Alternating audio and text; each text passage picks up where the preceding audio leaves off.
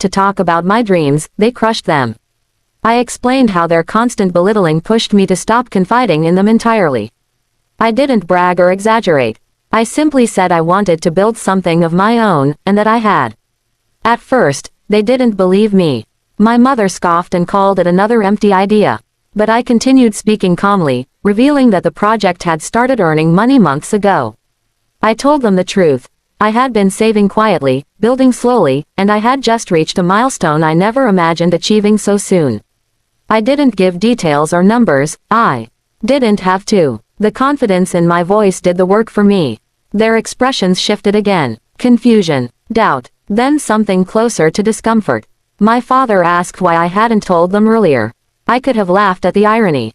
Instead, I simply told them that I had learned the hard way that sharing my progress with people who only saw me as a failure was exhausting.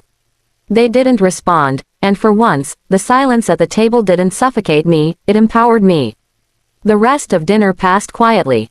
They avoided eye contact. They didn't mock me again. For the first time, I wasn't a child absorbing their disappointment, I was an adult claiming my own identity, one they never bothered to understand.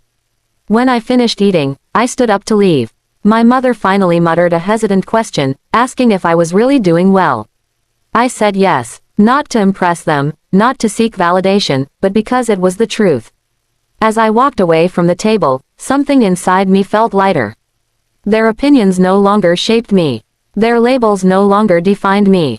I had spoken one line, but it was enough to shift the balance of power. For years they had underestimated me, but that night, they saw a version of me they never expected. Someone confident, someone capable, someone who no longer needed their approval to feel worthy. That one line didn't just change the dinner, it changed everything about how I saw myself. For most of my life, I stayed quiet whenever my parents mocked me. It wasn't because I agreed with what they said, but because speaking up always made things worse. They had a way of twisting my words until I looked ungrateful or dramatic, and after years of living like that, silence felt safer. But growing up in an environment where your own voice doesn't matter has a way of shaping you. It makes you careful, cautious, and always second-guessing yourself. Even when I became an adult, those habits followed me like shadows. I learned to hold my thoughts in. I learned to swallow my anger. And I learned to nod along even when my parents painted me as a disappointment in front of others. Still, there comes a moment in every person's life when you can't stay silent anymore.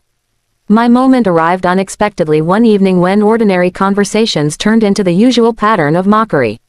We were sitting in the living room, and what began as a family discussion quickly turned into a familiar interrogation.